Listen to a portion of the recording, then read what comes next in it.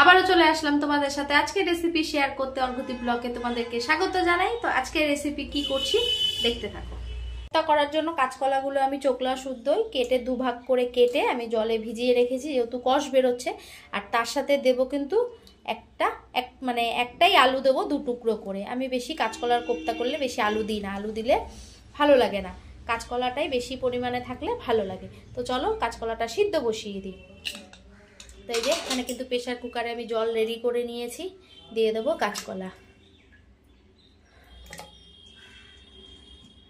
জলটা মনে হচ্ছে একটু বেশিই হলো, তো দেখছি যদি কমানোর হয় কমিয়ে দেব।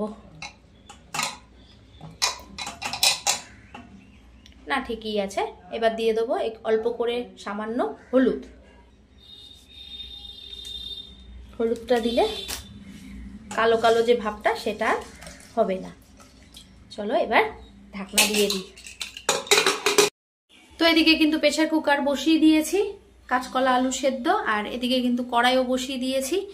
এখন এই যে করলা সুন্দরীকে ভেজে নেব। এটা কিন্তু দেখতে কিন্তু সুন্দর, খেতেও কিন্তু যারা পছন্দ করে তাদের কাছে তো অপূর্ব লাগে, আর যারা পছন্দ করে না তাদের কাছে তো এটা বিটকুটে লাগে। তো আমাদের ঘরে মোটামুটি আমরা সবাই পছন্দ করি। তো এই সুন্দরীকে কিন্তু এখন আমি তেলে কড়াইতে দিয়ে দেবো সাদা তেল। নিরামিষের দিনগুলো এত চিন্তা ভাবনা করে রান্না করতে হয়, মানে ধারণার বাইরে। যেহেতু আজকে বৃহস্পতিবার, নিরামিষ কি রান্না করব ভেবে ভেবে না, ঘরে কাঁচকলা ছিল না, কাঁচকলার কোপ্তাটা সবাই মোটামুটি পছন্দ করে, তো কাঁচকলার কোপ্তাটা করে নিই, আর তার সাথে চাকচাক করে উচ্ছে ভাজা। তো তেল কিন্তু গরম হয়ে গেছে, সুন্দরীকে তেলের মধ্যে দিয়ে দেবো।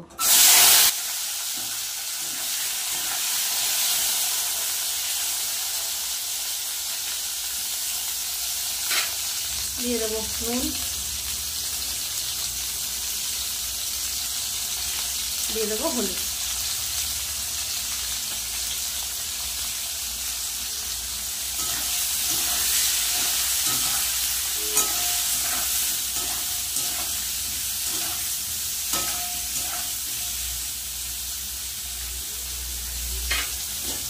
ঢাকা দিয়ে দেবো।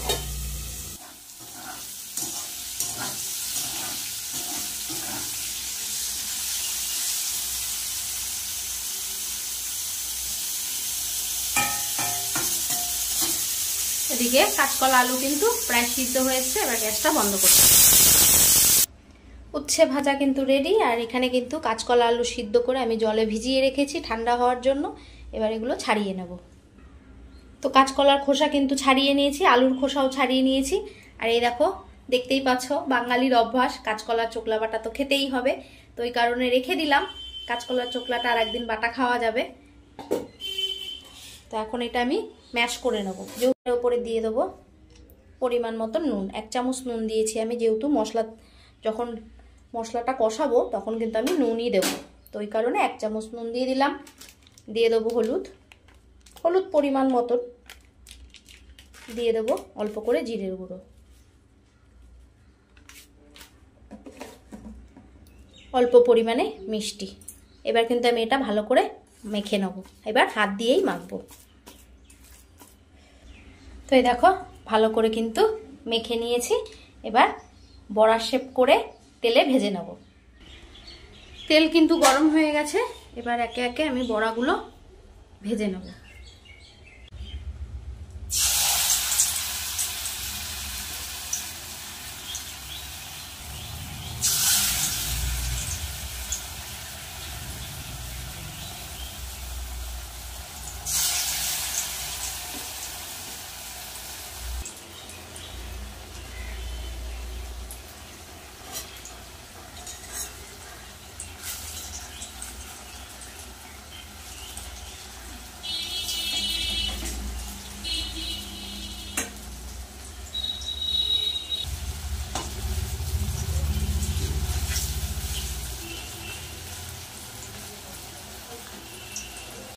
বড়া কিন্তু ভাজা কমপ্লিট, দেখতেই পাচ্ছ সব বড়া ভেজে নিয়েছি। এই তেলের মধ্যেই দিয়ে দেবো হচ্ছে গোটা এলাচ, দারচিনি, জিরে, তেজপাতা।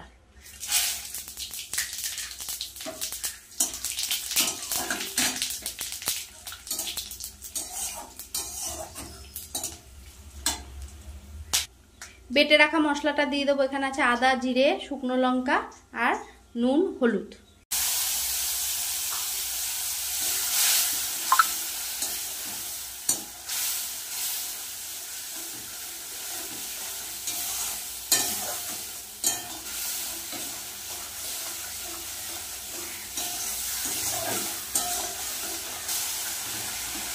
মশলাটা ভালো করে কষিয়ে নেব। মশলা কিন্তু ভালো করে কষানো হয়ে গেছে, দেখতেই পাচ্ছ মশলা থেকে তেল ছেড়েও দিয়েছে। এবার দিয়ে দেব জল।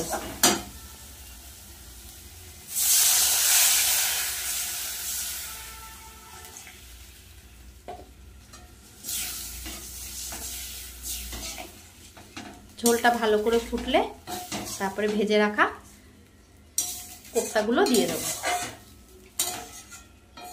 দিয়ে বেশিক্ষণ রাখবো না, 2-3 সেকেন্ড রেখে নামিয়ে নেব। ঝোল কিন্তু ভালোভাবে ফুটে গেছে। এবার দিয়ে দেব কোপ্তাগুলো।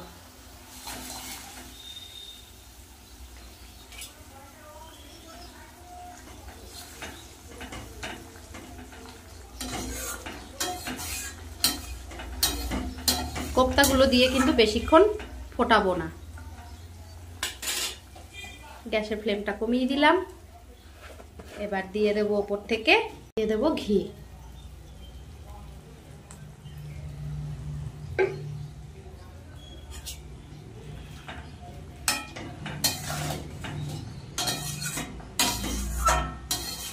কাঁচকলার কোপ্তা কিন্তু রেডি। এবার নামিয়ে নেব। তো এই দেখো দুটো রেসিপি কিন্তু করে নিয়েছি। এক হচ্ছে করলা সুন্দরীকে ভেজে নিয়েছি মুচমুচে করে, আর তার সাথে করে নিয়েছি হচ্ছে কাঁচকলার কোপ্তা। তো আজকে রেসিপিগুলো কেমন হয়েছে অবশ্যই কমেন্ট করে জানিও। ভালো লাগলে লাইক, কমেন্ট, শেয়ার করো, আর আমার চ্যানেলটাকে সাবস্ক্রাইব করো। আমার চ্যানেলের নাম হচ্ছে অর্ঘ্যদীপ বসাক। তো আজকের মতন টাটা।